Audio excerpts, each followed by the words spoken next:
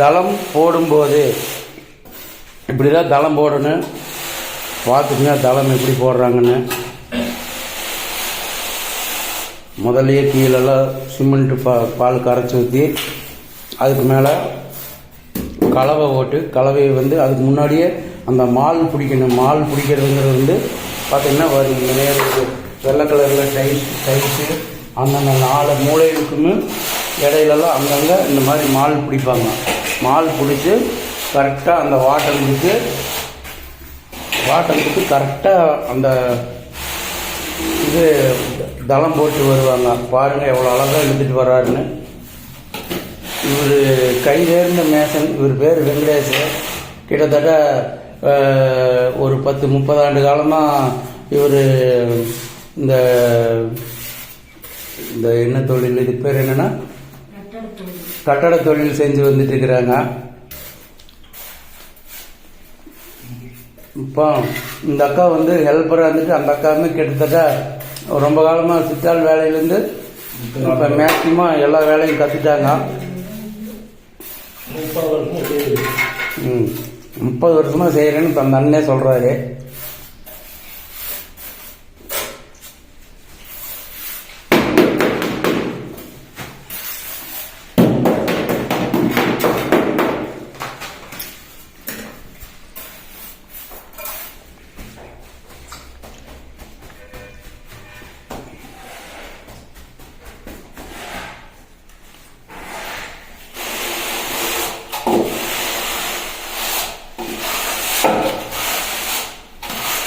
வேலை செய்கிறதுல மிகவும் திறமையானவர். சுறுசுறுப்பாக வேலை செய்வாங்க. நீட்டாக வேலை செஞ்சு பாருங்கள் எவ்வளோ அழகாக தளம் போட்டு வராருங்க. இதுக்கு மேலே சிமெண்ட் பால், ஆனால் இதுக்கு மேலே சிமெண்ட் பாலுங்களா, சிமெண்ட் பால் கரைச்சி இது பண்ணுவாங்க. எனக்கு இதை பற்றி எதுவும் தெரியாது. இருந்தாலும் இப்போ நம்ம வீட்டில் வேலை செய்கிற போது எப்படி என்ன ஏதுங்கிறத பார்த்து தெரிஞ்சுட்டேன் நானுமே. கரெக்டாக அந்த மட்டம் பார்த்து கரெக்டாக தண்ணீர் மேற்கிலிருந்து கிழக்கு நோக்கி தான் உள்ள வாட்டம் கொடுக்கணும் அப்படிங்கிறது சொன்னார் அவர். அதை பண்ணி இப்போ கரெக்டாக பண்ணிட்டு இருக்கிறாங்க. இப்போ கலவை கரெக்டாக போட்டு அந்த லாஸ்ட் வரைக்கும் போட்டு இழுத்துட்டு வந்துட்டு இருக்கிறாங்க.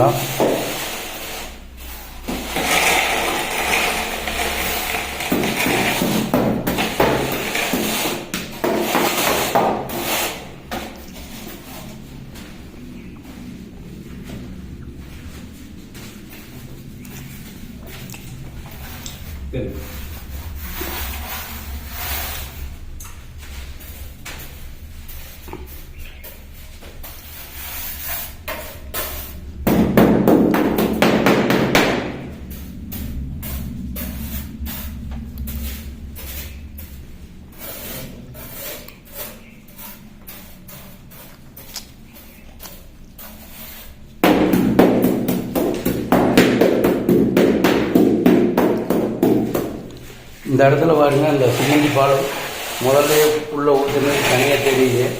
இப்போ இந்த இடத்துக்கும் அந்த இடத்துக்கும் வித்தியாசம் தெரியுது பார்த்தீங்களா.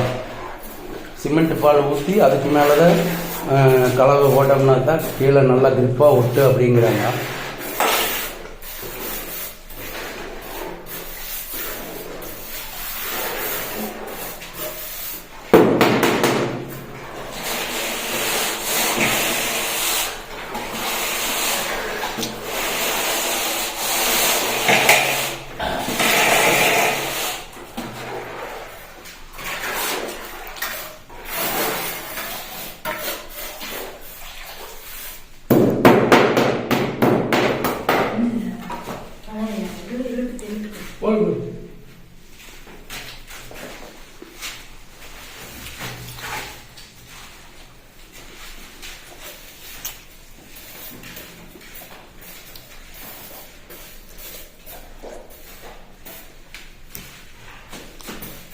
கொஞ்ச நேரத்துலேயே கிட்டத்தட்ட ஒரு ரூமில் பாதி அளவுக்கு முடிச்சிட்டாங்க.